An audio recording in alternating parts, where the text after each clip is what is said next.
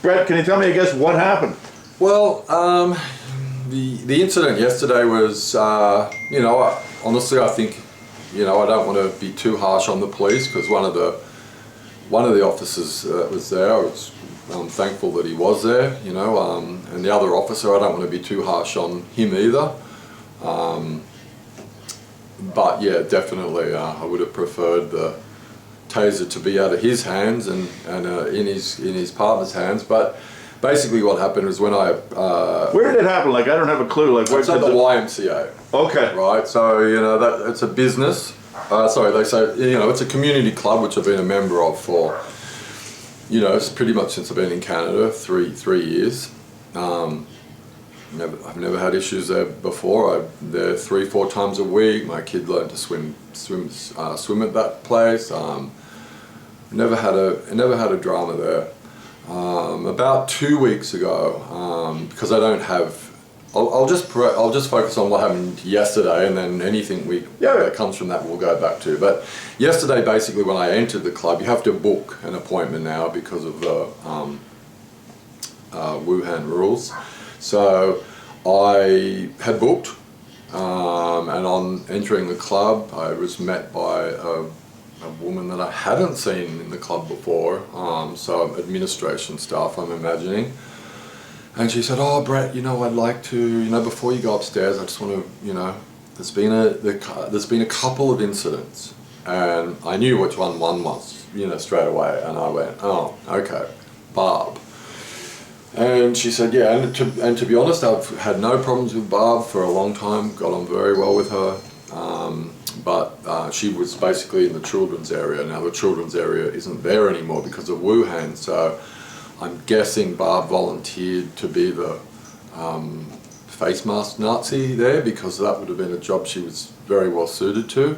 And so that was her job, was basically to parole the gym area, telling people if their masks had slipped or whatnot, get them on. So I said, "Okay, yeah, what's the exact issue?" And she said, "Oh, well, you were seen in the gym area, you were working out, and you didn't have a mask on." And I said, "Well, okay, but first things first, I did have a mask on." I said, "I know the incident you're talking about, it's with Barb." Oh, sorry. That's all right. It's Mr. Bigglesworth. It's my wife's cat, it's not me. "Hey, Ray, come and get this cat, buddy." Like I asked before. "You get the cat, can you? And take him up." And so I said, "But look, as far as I was concerned, there was no heat to that conversation at all. I thought that." So they said previously that you weren't wearing. They said previously you hadn't had a mask, and I said, "Well, I said, look, let's correct the record. Ray, grab that cat, please, mate. Seriously, come on." Okay, it's not looking good, but let's see how you go. So previously they said previously I hadn't, and I said, "Look, I'll just correct the record. I did have a mask on. I was on the bench press. My nose was sticking out of the top of it, and Barb came and said, you have to have your mask on properly, everything covered, nose, whatnot," which I was happy to do. And at that point, I actually thought, because there are a lot of people that are, I think, overly terrified of this disease, this virus. And I said to her, "Look, Barb, you got to remember that, honestly, I wouldn't be too frightful or fearful of it. It's basically, if you look at coronaviruses, it's a cold. There's different reasons for why I think it's where we're at with it today, but that's neither here nor there. But that's pretty much it. I sort of went through it, and I went through a couple of other things. I said, I believe the virus was deliberately released around the world. I believe the Chinese Communist Party. And we were chatting about it. She looked into it.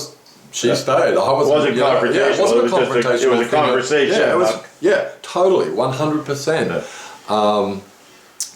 And she said, "Oh, that's some outrageous charges there, Barb said this? Yeah. About, because I pretty much said I believe our governments, both of them, Australia and Canada's, at the top levels very corrupted by foreign monies, and I didn't think that. Anyway, I didn't think it was a big deal, but that was last week. that was about 2 weeks ago. Okay. You know, and so then last week, another woman was doing a patrol through the gym, and I was actually on, weirdly enough, on the same weight bench, doing the same exercise, and I actually, my mask was on, but like totally on, covering both sides, but one of the flaps on that side had come loose as I was doing the exercise. So, but she was making a beeline for me anyway, so I think she was coming to talk to me anyway. I think Barb had said something to her as well. So she came up and she said, oh, you know,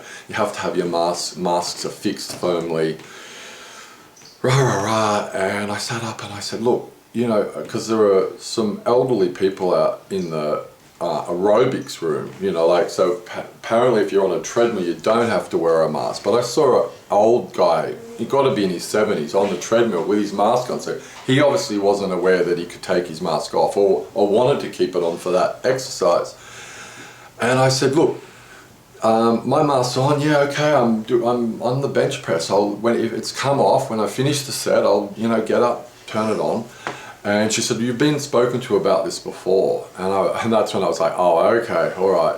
I said, look, you know, I personally believe that your duty of care to some of those elderly guys out there on those treadmills, you need to be telling those people that they can take their masks off, because that is way more dangerous. Like anyway, we won't go into that, but, and she was getting a bit antsy about it. And I was like, look, like, this is just my opinion. You approached me. I didn't approach you, and I'm just giving you my opinion, you know, and I think I'm entitled to, you know, as a member of the club. If I'm seeing this going on, it's just, the insanity's got to stop.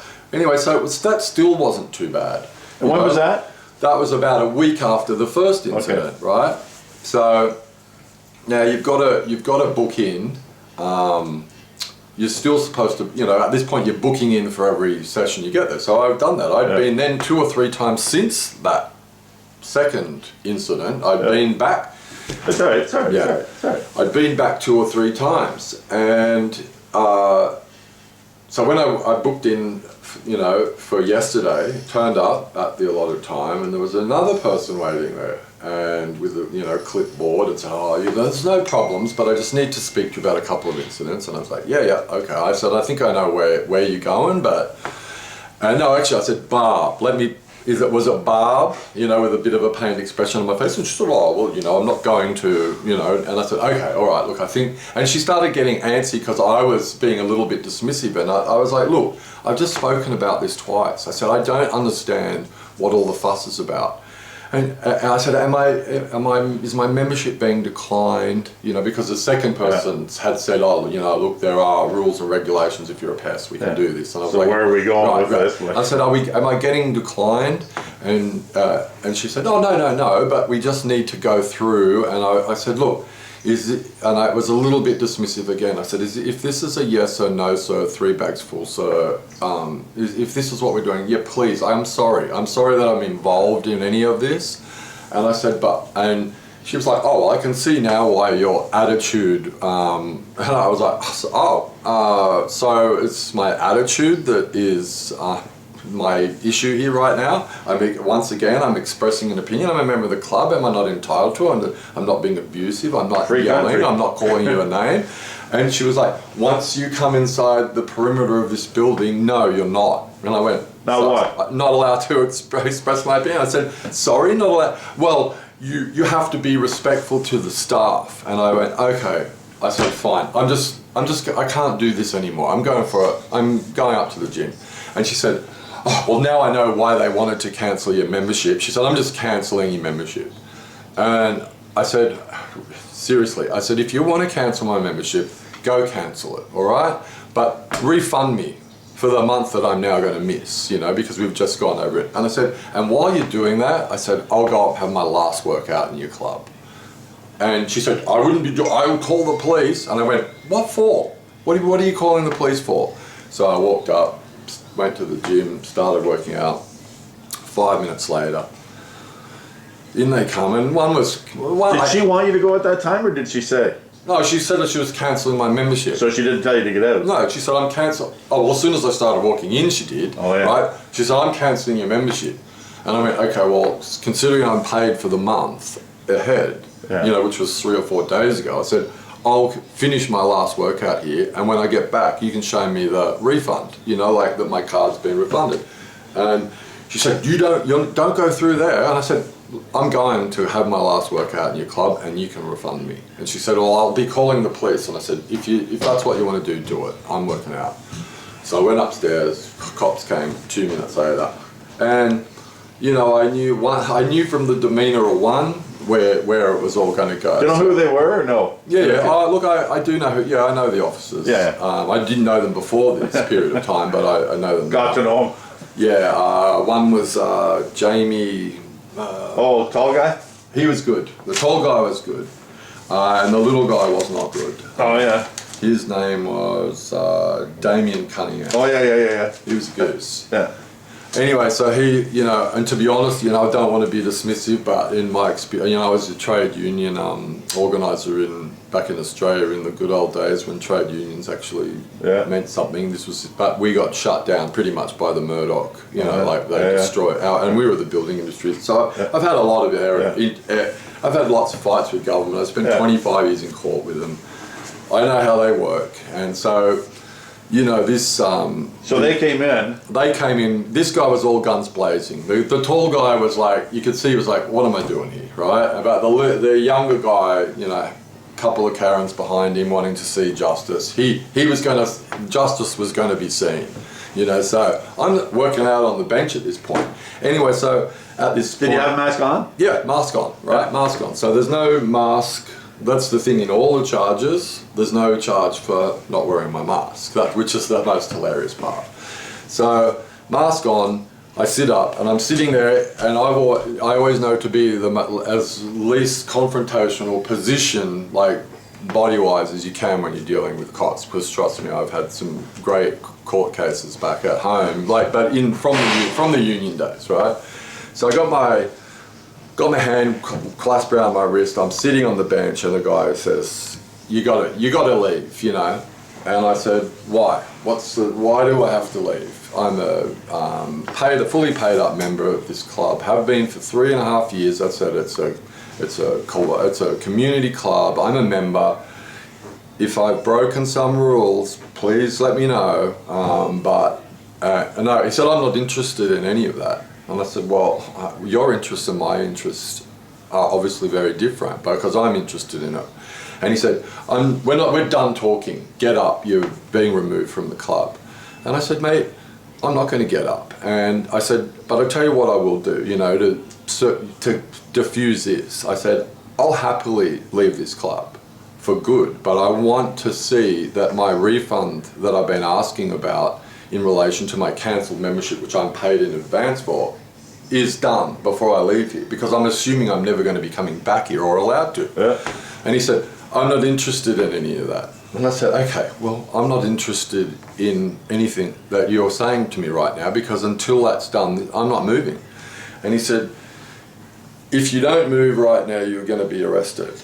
And I said, well, I'll tell you, I will move right now, but under the conditions that I asked for. And I said, I don't think that's being unreasonable, mate, and I'm not moving any other way. And so he went to grab me, and at that point I'm still sitting there like that. Yeah. And I just said to him, don't touch me, bud, honestly. And as soon as I said, don't touch me, bam, boom, and even the big guy then had to get involved. So he grabbed the other elbow. I'm still sitting, right? So they literally lift me off the ground.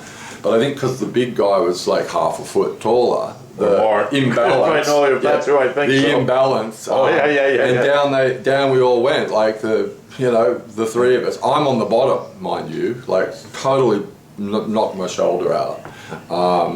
Hit my head on one of the benches there, the leg press bench. And this guy's, like, the big guy's still pretty calm and cool, so I'm glad he's there, you know what I mean? But he's on top. And he's no small fella, so I wasn't going anywhere. Yeah. And the little guy's got his cuffs out, and he's trying to cuff me. And I just said to him, mate, I was still, at this point I'm stunned. You know, I actually said to him, why are you doing this? Like I said, seriously, why the hell are you, look around you, mate, look at where you are. There was people there, I take it? Yeah, but they sort of cleared the room out a bit, obviously, because it's a small area, that weights area, and 3... Is that the one upstairs? It's upstairs? Yeah. Okay. Yeah. As you can tell, I haven't been there lately. Yeah, it's upstairs, and it's pretty small, and there's not a lot of room, especially for 3 guys to be rolling around on the ground. Anyway, so at this point, the young guy starts shrieking out, "Stop resisting, stop resisting," and at that point, I was like, "What? I don't know what you're talking about. I'm on the bottom of this pile, mate. I'm not even moving. Like still had my hands clasped together like that, lying on the ground." Yeah. And I said, "Mate, I'm not resisting. You're on top of me." And he kept shouting it out. And then I was like, oh. And then I saw the taser coming out, and I thought, this guy's got to be kidding. Which way you're facing, up or down? I'm still looking at him. I'm on the ground. Yeah. I got the Jamie guy on this side of me. Yeah. You know, I'm pinned. I'm looking up at this clown, right? Yeah. And he's got the taser out at this point. And then I'm just started to get furious. And he said, "Stop resisting or I'm going to taser you." And at that point, I just had enough. I said, "You know what? Fucking do it, mate. Taser me. I don't give a shit." And boom. I was actually stunned that he did it. And then I started getting really mad because, you know, like weirdly, I don't know, I was still talking to him through it. It hurt like hell. Some people have said that, you know, it's supposed to be all over, you know, like your muscles, you know, throughout, but I felt it was way more localized. I could still move and talk, but... Did he fire the taser, or was it, what do they call a dry stump? No, mate. Because some of them are a dry stump. Oh, no, bud. I got him here. I brought him back from the hospital. Okay, I'll get a picture of them in a second. Yeah. I got a picture of them still pinned in. Is that right? Oh, mate, they went right into the heart. That's where he shot the first one. And at that point I was furious. So I don't even know what I said at that point, but I guarantee it was bad. Like I would have been, I guarantee he would have copped a bit of sailor's language. And then he starts to load up again. And I thought, this loser. At that point I thought, if this guy fires another taser into me, I just don't want to kill him. But I thought, surely he wouldn't. And so when he said, how'd that feel? And I said, "Buddy, that taser was weaker than you were." And boom, in goes another one. And that's when the other guy, so, you know, that's when he was like, "Oh, no. And he said, "Mate, will you just stand up and put your hands up and so I can cuff you? Let's see, will you do that for us?" And I said, "You just had to ask that at the beginning, mate." So I said, "I'll stand up, but that idiot, you know, shouldn't be allowed to have a taser ever again." So yeah, dragged out, you know, walked down, but with the cuffs on. So did you stand up on your own then? Yeah. Is that right? Oh yeah, stood up. Did they tase you the second time then? Yeah. So they did? Oh yeah, I've got, man. So you got them too? Oh, I got the picture, buddy. So they shot them at you again? Yeah. Like it wasn't a... Do you know what I mean? There's 2 ways they can tase you. One is shooting it, and one just holding it. To be honest, I've never been shot with a taser before. But that's me at the hospital. Oh yeah. With the 2 shots. Yeah. Right, and then here is where they're the entry marks, the 2 entry marks. Oh yeah. That where they went in. Yeah. So, yeah, and look, to be honest, the first shot, you know, burnt like hell. Yeah. But all I remember of the second shot was, the first one was definitely, I don't know if because it was so close to the same spot, I don't know if it had deadened it a bit, but it certainly, the other guy stepped in. It was basically, from what you describe, and correct me if I'm wrong, basically wrestling.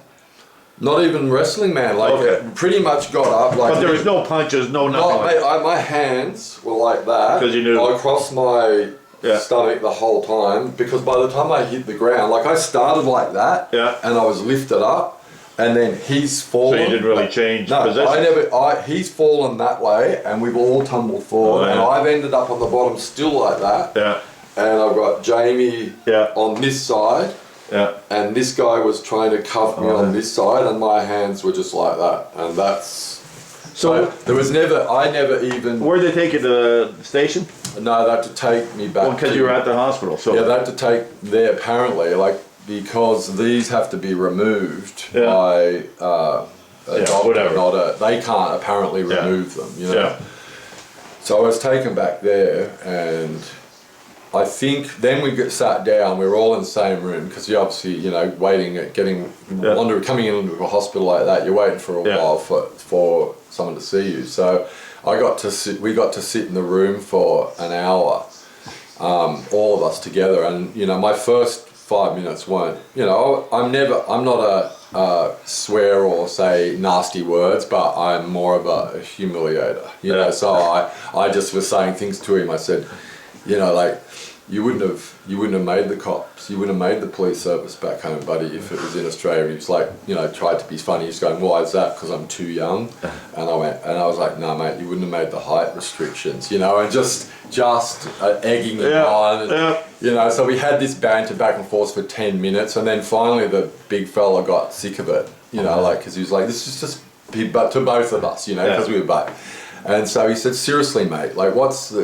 And so me and him started having a chat. And he said, you know, I'm not actually trying to be funny. I'm not trying to, you know, like, and we started having a chit chat. And I said, mate, because he was saying, why do you say Canadians are so brainwashed?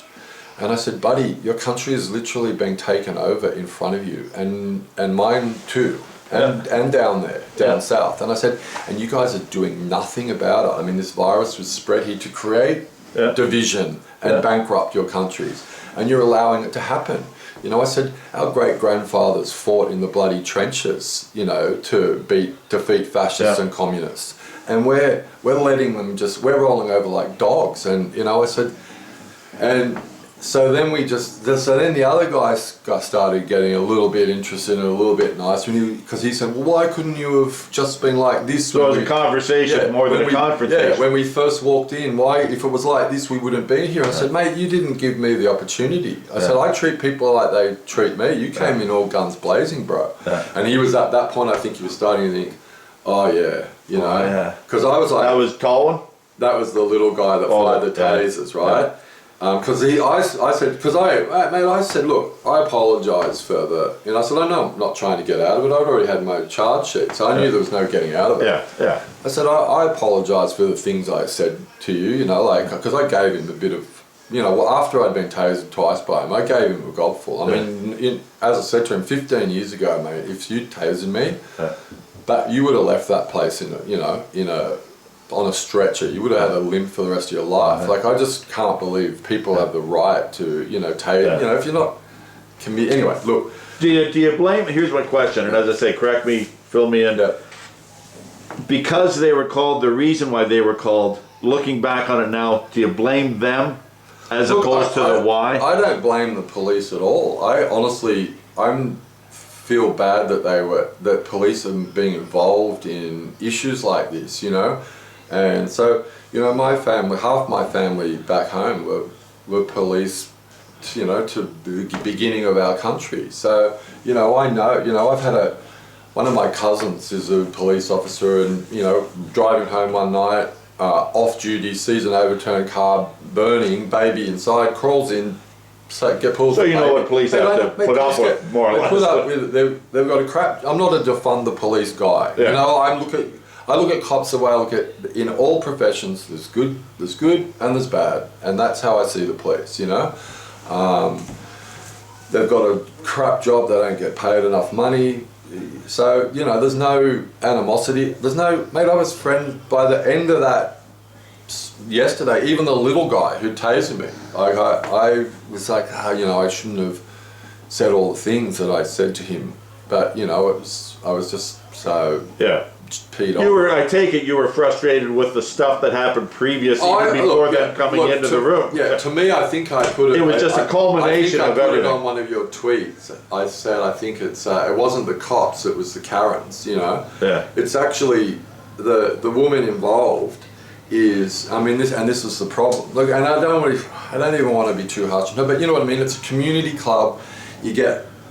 You know, one person in there that's a little bit negative, and then they get some of the negative Nancy friends' jobs, and then all of a sudden, you know, and I think this whole thing is, you know, we wouldn't even be having this conversation if the world and Canada wasn't so divided on what's happening to us right now. So, but everything just played out, like everything. It was a culmination of what happened the 2 times before, then the 3rd time coming in, then her, I tell you, her or him, like whoever was.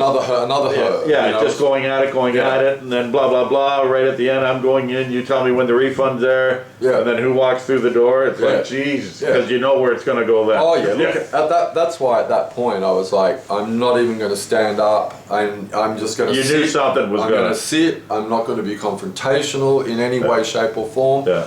I'm going to, you know. Looking back, question for you. For most of what they did, do you blame them? No. Well, the taser's ridiculous. Like I mean, that's a very easy situation to resolve without resorting to a taser. And that's what I said to them afterwards. I said, mate, when we were saying, why couldn't we have had this conversation? I said, you had your hands on me within a minute, right? And he tried to make, he was like, oh, I was longer than that. I said, buddy, you came in to kick a bit of butt and you weren't listening. And you even said a couple of times, I don't care, right? So I said, as soon as you say that, it's hard to, you know, continue a productive conversation. So I said, you know, so look, I think the taser's just ridiculous. That's like, I still, to this day, I was more enraged and dumbfounded that the taser got pulled out. I think he was, when we got back and we all started talking, I think he was, you know, because at that point they were going to wait there. The reason they waited there was they were taking me back to the police station. To do the charge. But after all of that, I think you could see the big guy, he'd worked it out pretty quick. He was like, okay, this is, you know. Yeah, for sure. And so they just gave me the paperwork there and said, yeah. And this is all because, if I get this to the crux of it, and I got another review of 5, but this is all to the crux of it. It's not because you weren't wearing your mask, it's because you weren't wearing it properly. Yeah, so well, they said. that was the beginning. Yeah, that's what started the whole thing. Oh, mate, and that's the thing. I said, I'm more respectful of masks in your facility than nearly anywhere, you know? Yeah. I mean, so it's not even that you weren't anti-mask, so to speak. It might be, but I mean, you were abiding by things. It just came off. I just definitely am anti-mask, but I'm respectful of other people's jobs, and I'm respectful of other people who are. So at no point was I ever, I mean, you don't get into the club without your mask. So it's A or B. You know what I mean? So you're not even walking through the front door to get into the place. And like you say, you couldn't take it off the second time because you were in the middle of a rep. I was in the middle of a rep. Pretty hard to throw the weights up and adjust your mask and grab it again. Right, and that's what I thought. I didn't even know at that point that it was flapping off, because I thought, oh, is my nose popped out again? And I thought, no, I can feel it. And then I went, and she was like, and I went, okay, here we go. So, you know, it was more, so that there was never a no mask. It wasn't like I was one of those idiots that keeps walking into the same business with my mask on to make a political point, you know. For sure. So definitely wasn't that involved. But yeah, as I said, cops feel bad that they're involved, you know? They're stuck between, I take it, and not to put words in your mouth, but sometimes you're stuck between a rock and a hard place. They are, but I think you've got to look at the context of the situation. You know, you've got to say, okay, what's the actual crime? What's the injury committed? What's the remedy? You know, and to me it's like, well, it's really quite simple. Cancel the dude's membership. Then he can't even walk in the club. You've got to use your card to get through the door, right? Cancel his membership, refund his money, problem solved. But no, it was more, as I said, I had to go back to get that 1 sir, 2 sir, 3 bags, full sir lecture, and I didn't give it the due respect that they expected that I would. I was dismissive. Last question, did you get your refund? No, I still haven't got my refund. So, no, my wife's going to go and get that, because my wife was born and bred in this town, so she knows a couple of the people, so she's going up to personally make sure that the refund, and let a couple of people know how ridiculous this situation has ended up. And, you know, as I said, look at what it's done to the police officers. You know, I guarantee you they wished it didn't happen. I would definitely wished it didn't happen, and this is what happens, you know, and this is how the brown shirts of Nazi Germany started, this dobbing into neighbours and policing vigilantes. Anyway, sorry mate.